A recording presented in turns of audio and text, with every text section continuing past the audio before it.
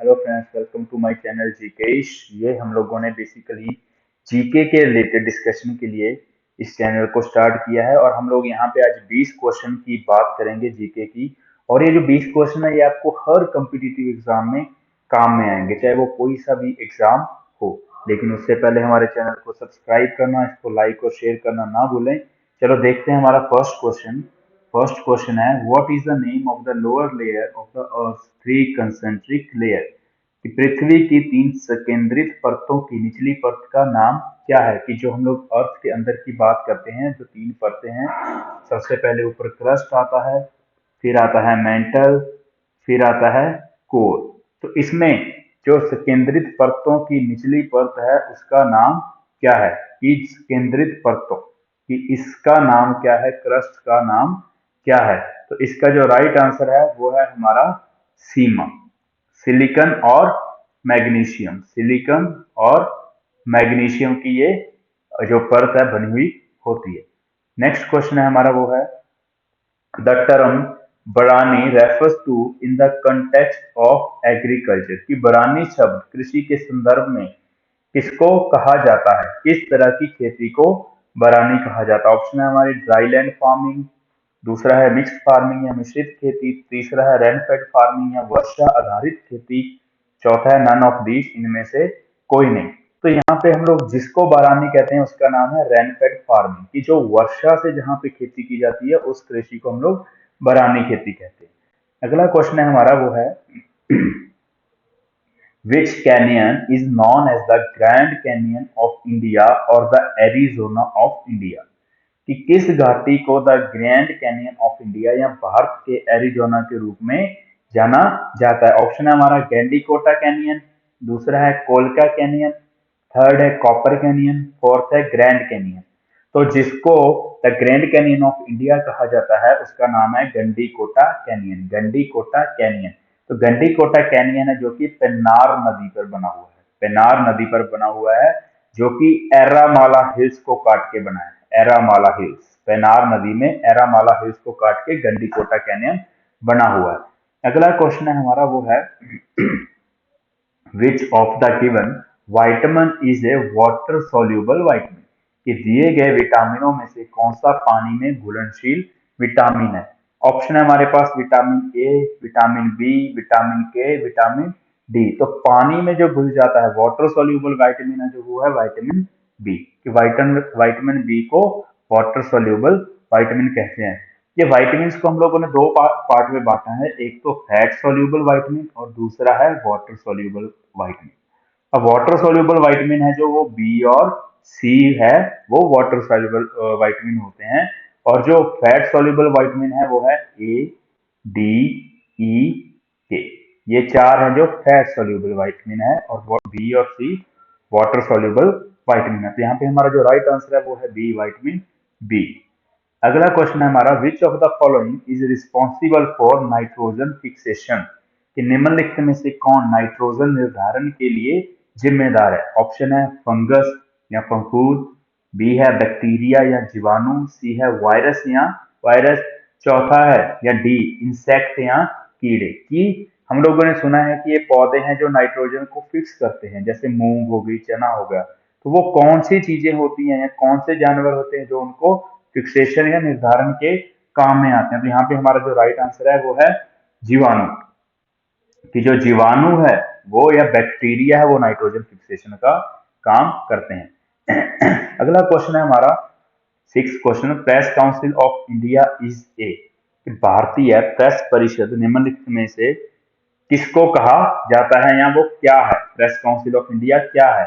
पहला है profitable organisation, लाभदायक संगठन, दूसरा था कॉन्स्टिट्यूशनल क्वासी जुडिशियल बॉडी, संवैधानिक अर्ध न्यायिक निकाय, तीसरा है the statutory quasi judicial body, वैधानिक अर्ध न्यायिक निकाय, चौथा है नन ऑफ द दीज। ठीक है, यहाँ पे हमारा जो राइट आंसर है वो है सी। कि जो प्रेस काउंसिल ऑफ इंडिया वो है statutory quasi judicial body, the statutory quasi judicial body, यानी कि वैधानिक अर्ध न्यायिक निकाय। सेवंथ क्वेश्चन है हमारा वो है, पॉपुलेशन डिविडेंड मीन्स, जनसंख्या लाभांश का क्या अर्थ है। पहला ऑप्शन है the total population of the world, कि दुनिया की कुल जनसंख्या। बी है migration of people from the poor region to richer region, कि गरीब क्षेत्र से अमीर क्षेत्र में लोगों का पलायन। सी है the total number of the population about 60, 60 से ऊपर की आबादी की कुल संख्या। डी है the youthful age structure of a population, जनसंख्या की युवा आयु संरचना। तो यहाँ पे हमारा जो राइट आंसर है वो है डी, कि जनसंख्या लाभांश या पॉपुलेशन डिविडेंड का मतलब क्या होता है कि जो हमारी यूथ पॉपुलेशन होती है, युवा पॉपुलेशन होती है, कि उससे हमें कितना लाभ मिल सकता है, उसको हम लोग जनसंख्या लाभांश कहते हैं। यहाँ पे हमारा राइट आंसर है डी।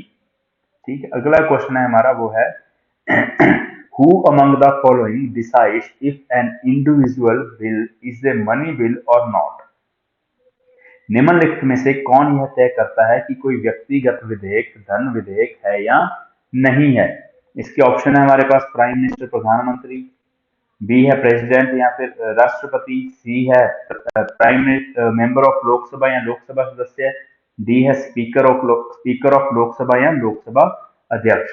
तो ये कौन डिसाइड करता है कि ये बिल है जो मनी बिल है या नहीं है, कि धन विधेयक है या नहीं है? तो उसको जो डिसाइड करता है स्पीकर ऑफ लोकसभा या लोकसभा अध्यक्ष। तो यहाँ पे हमारा राइट आंसर डी है। अगला क्वेश्चन है हमारा,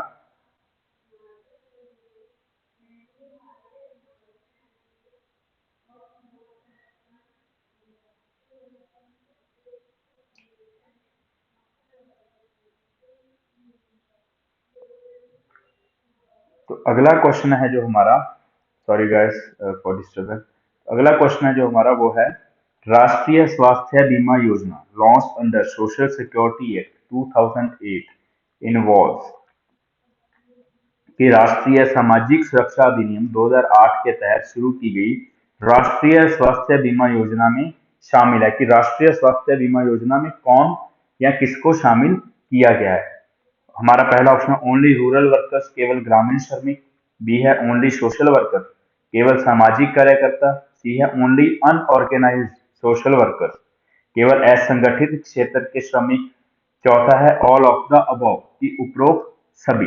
तो यहाँ पे हमारा वो जो जिनको यहाँ पे इसमें इन्वॉल्व किया गया राष्ट्रीय स्वास्थ्य बीमा योजना में, तो इसमें ओनली अनऑर्गेनाइज्ड सेक्टर वर्कर्स, यानी कि बीपीएल में जो ये अनऑर्गेनाइज सेक्टर के जो लोग आते हैं जो बीपीएल में है, उनको इसमें इन्वॉल्व किया गया है। तो यहाँ पे हमारा जो राइट आंसर है वो है सी, ओनली अनऑर्गेनाइज सेक्टर वर्कर।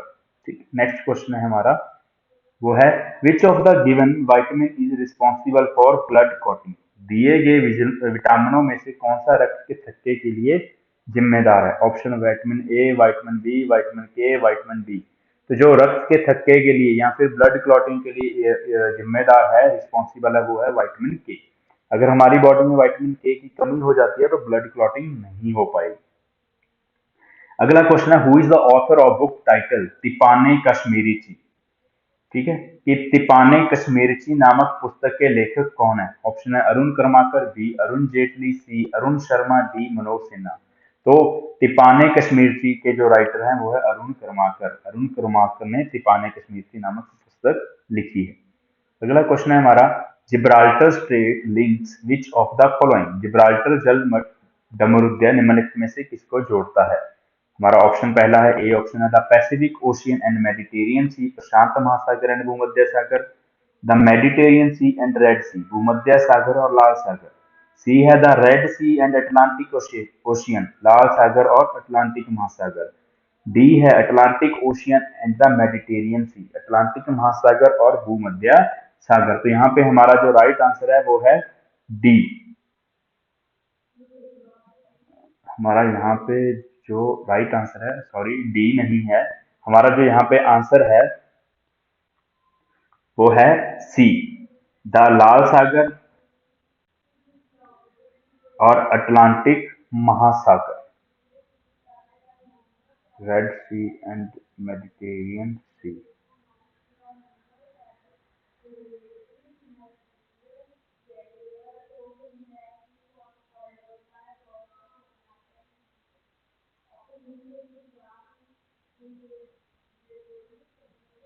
यहाँ पे हमारा जो राइट आंसर है वो है डी, कि जो जिब्राल्टर है वो अटलांटिक ओशियन और भूमध्य सागर को जोड़ता है।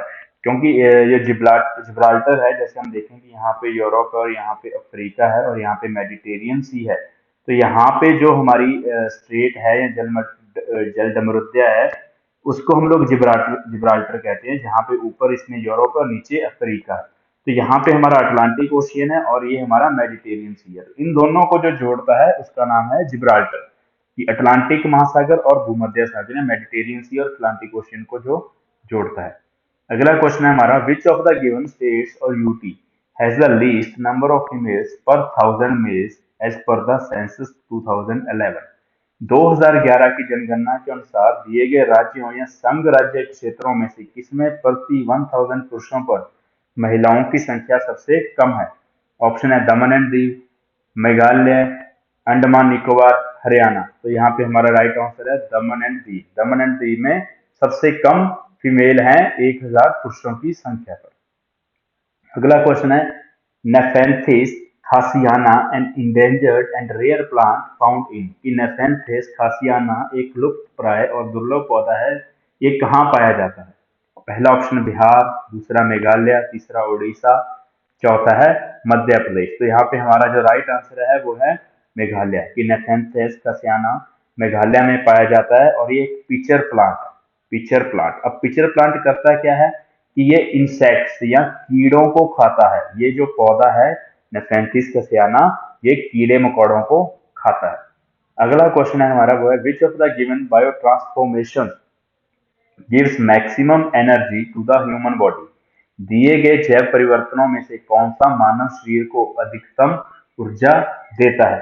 जैसे AMP ADP, ADP ATP, ACP AMP, AMP ATP. तो मानव शरीर को जो सबसे ज्यादा या फिर जैव परिवर्तनों में मानव शरीर को जो सबसे ज्यादा ऊर्जा देता है वो है एडीपी। ठीक है, एडीपी एटीपी। अब एडीपी का जो फुल फॉर्म होता है एडिनोसाइन डाइफॉस्फेट, एडिनोसाइन डाइफॉस्फेट, और दूसरा है एडिनोसाइन ट्राइफॉस्फेट, ट्राइफॉस्फेट। ठीक है, तो एडीपी और एटीपी है जो दोनों, एडिनोसाइन डाइफॉस्फेट और एडिनोसाइन ट्राइफॉस्फेट, ये मिलके जैव परिवर्तनों में इंसान को सबसे ज्यादा ऊर्जा देते हैं। अगला क्वेश्चन है हमारा, the hero of the Malavikagnimitram of Kalidas is associated with which of the following dynasty. कि कालिदास के मालविकाग्निमित्रम का नाटक या नायक दिए गए राजवंशों में से किससे जुड़ा हुआ है? पहला है शुंग डायनेस्टी, बी है पल्लव डायनेस्टी, सी है मगध डायनेस्टी, डी है वाकाटक डायनेस्टी। तो जो मालविका अग्निमित्र का जो हीरो था वो शुंग डायनेस्टी से जुड़ा हुआ है। कि मालविका अग्निमित्र में शुंग डायनेस्टी के बारे में बताया गया।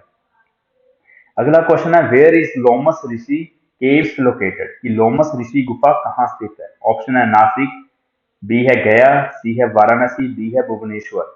तो जो हमारे लोमस ऋषि की गुफा है वो गया में बाराबार नाम की जगह पर बनी हुई है। बाराबार, बाराबार, बाराबार नाम की जगह पर लोमस ऋषि की गुफाएं बनी हुई है।